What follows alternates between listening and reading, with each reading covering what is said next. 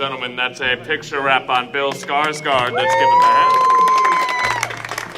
I remember when we wrapped the first movie, the last day of the shoot, feeling like we did something special here. Cheers, guys. Cheers. But you don't dare to trust that feeling because you're like, oh, what if you're wrong? What if this is a disaster? And what if your performance is a disaster? But then it shattered every expectation I think anyone had on it. Obviously, it's a big deal to see that your vision succeeded. It also gives you a lot of confidence for the bets that you're making on the second one, because you know what works and what doesn't. Andy and I were talking about potential ideas for the sequel even when we were doing the first one, because we knew that we were going to do the second one. And action. Yeah, that's beautiful. With chapter 2. I always wanted to make a scarier movie and crank up the horror aspects of it.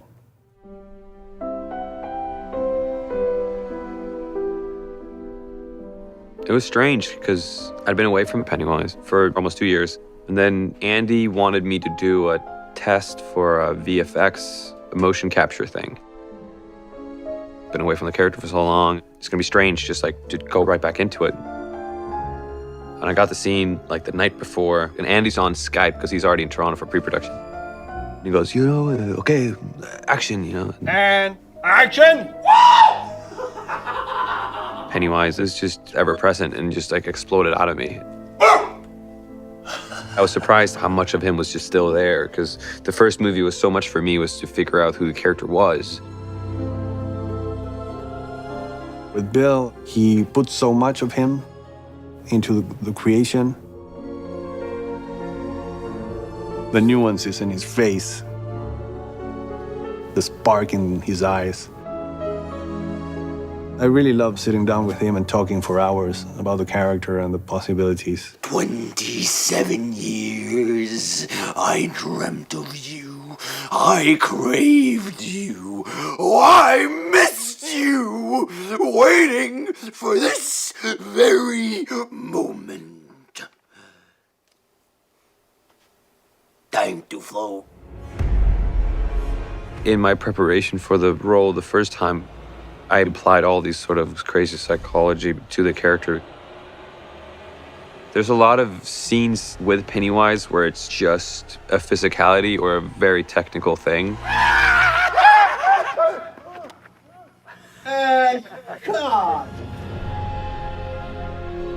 It's a tremendously physical performance. He works really hard.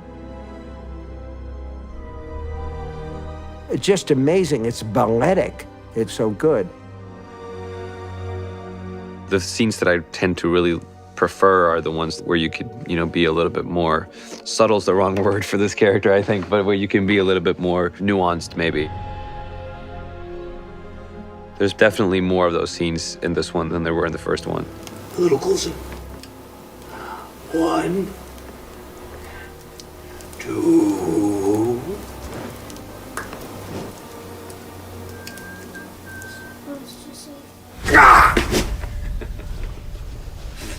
You okay? Good job. Let's do it. That's right here. The Pennywise that we meet in the second movie is different from the book.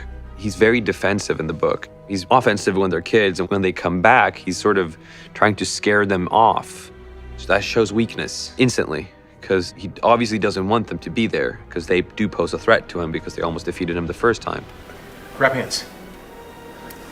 And that works in the book, but because of the way we're telling the story now in the two separate films, this Pennywise, he really wants them back. He's missed them. Thank you for bringing them all back. I can smell their fear. I know what you are. That's why I'm not afraid. Obviously, that would make for a pretty boring movie if all they do is, oh, this is what we did the first time and did this exact same thing. So for me, it was really important that Pennywise needs to be this sort of arch villain. Oh, I know what you are. A madman. He needs to be scary and he needs to be threatening. So that was one of the challenges that we had to address. I used Pennywise as a door opener for all the other things that these kids are scared of.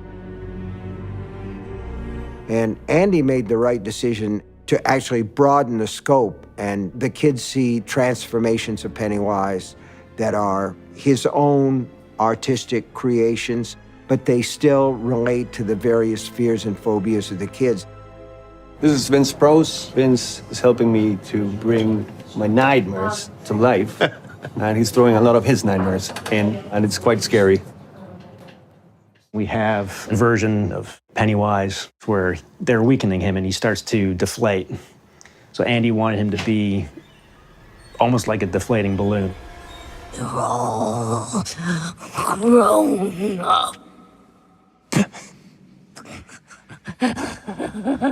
Andy comes up with these ideas that once you see it and once it's implemented, it's just like, oh, this is crazy, this is genius. I like the fact that I'm trying to convince myself that I'm the hero. Yeah, let's do that, absolutely. Yeah. But you're also broken. You're broken. Yeah. Like a cockroach on raid.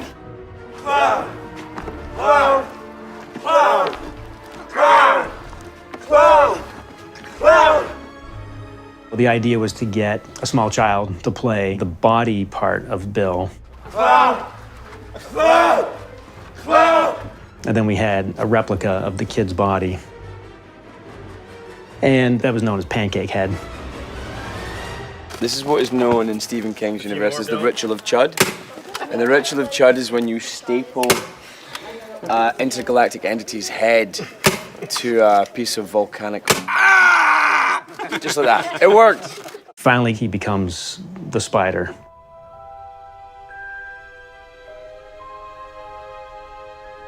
At the end of the battle, in the first one we had like Pennywise as me. We needed to up that, you know, like they're adults, the physicality needs to be more threatening. So Andy came up with this creature that he essentially drew, which is my face, gigantic Pennywise face on this sort of spider-esque kind of body. Andy's so good with designing creatures. I got the Pennywise spider. You want to see him? Yeah. I really love this frame. Vince's contributions to the monster are really cool.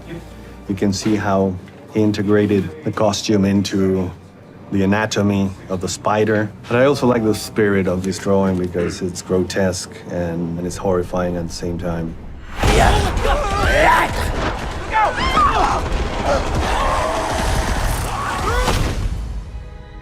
Now you're the one who's afraid. At the end of the first movie, Pennywise for the first time feels fear himself. And that's why his last line in the movie is fear. It's him realizing what that feeling is. Fear.